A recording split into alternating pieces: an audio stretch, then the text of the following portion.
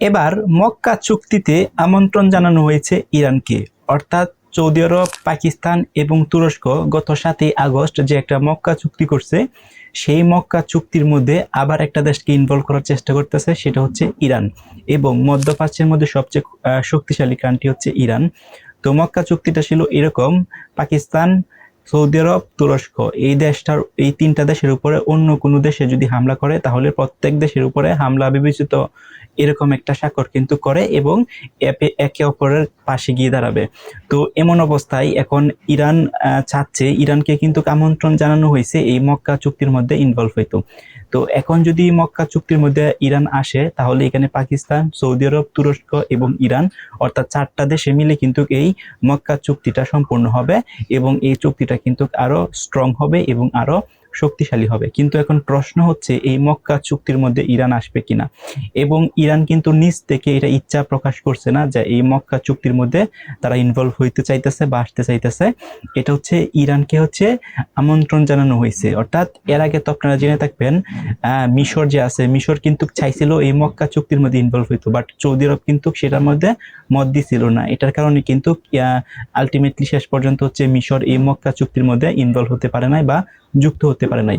কিন্তু এখন নিজ থেকেই পাকিস্তান, সৌদি আরব, তুরস্ক, এই 3টা দেশ নিজ থেকেই কিন্তু চাচ্ছে ইরান এই মক্কা চুক্তির মধ্যে ইনভলভ হওয়ার জন্য।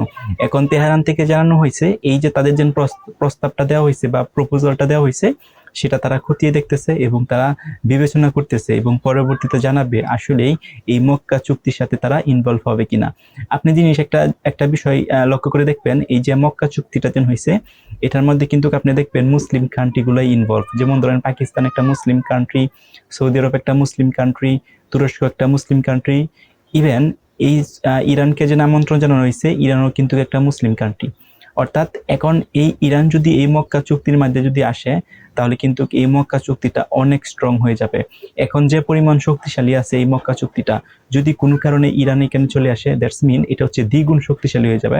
কারণ আপনারা জানেন পারমাণবিক দিক দিয়ে বা অস্ত্রের দিক দিয়ে বা ক্ষেপণাস্ত্রের দিক দিয়ে এবং যে স্কিলফুল সৈন্য সেটার দিক দিয়ে কিন্তু ইরান নেক্সট লেভেলে রাইট নাও কিন্তু আছে। এখন এখানে কিন্তু আরেকটা বিষয় আছে, সেটা আপনারা তো জানেন সৌদি আরব কিন্তু যুক্তরাষ্ট্রের পক্ষে, অর্থাৎ ডোনাল্ড ট্রাম্পের পক্ষে। এদিকে ইরান এবং যুক্তরাষ্ট্রের সাথে সম্পর্কটা ভালো নেই। আবার ইরান এবং সৌদি আরবের সম্পর্কটা তেমন একটা ভালো নয়, যদিও এটার মধ্যে কোনো সরাসরি যুদ্ধ নেই, বাট যেহেতু সৌদি আরবের বেস বা ঘাঁটি আছে মার্কিন সেনাদের, দ্যাটস ওয়াই ইরান কিন্তু বারবার সৌদি আরবের কিন্তু হামলা চালাচ্ছে।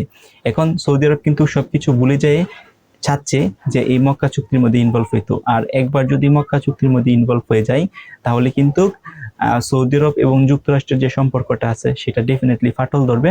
কারণ ফাটল ধরাই স্বাভাবিক, কারণ মক্কা চুক্তিটা এরকমই ভাবে সাজানো আছে, এই 3টা দেশের উপরে যে কোনো দেশে যদি হামলা করে তাহলে প্রত্যেক দেশের উপরে বিবেচিত হবে, অর্থাৎ প্রত্যেকটা দেশে কিন্তু একযোগে আক্রমণ চালাবে অন্য দেশকে বা নিজেদেরকে নিয়ন্ত্রণ করবে। সো এখন ইরান যদি এই মক্কা চুক্তির মধ্যে কোনোভাবে স্বাক্ষর করে ফেলে তাহলে যুক্তরাষ্ট্র কিন্তু সৌদি আরবের সাহায্য পাবে না, এবং ইরানের উপরে যদি যুক্তরাষ্ট্র হামলা করে তাহলে কিন্তু ইরান কিন্তু যুক্তরাষ্ট্রের বিপক্ষে অবস্থান নিবে, কারণ চুক্তিটাই কিন্তু এরকম আছে।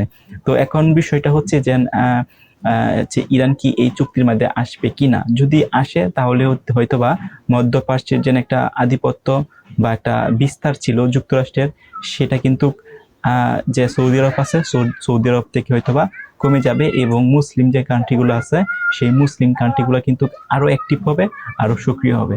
এখন এটা তেহরান থেকে কি ডিসিশন আসে তারপরে বলা যাবে যে আসলেই এই মক্কা চুক্তির মধ্যে ইরান আসবে।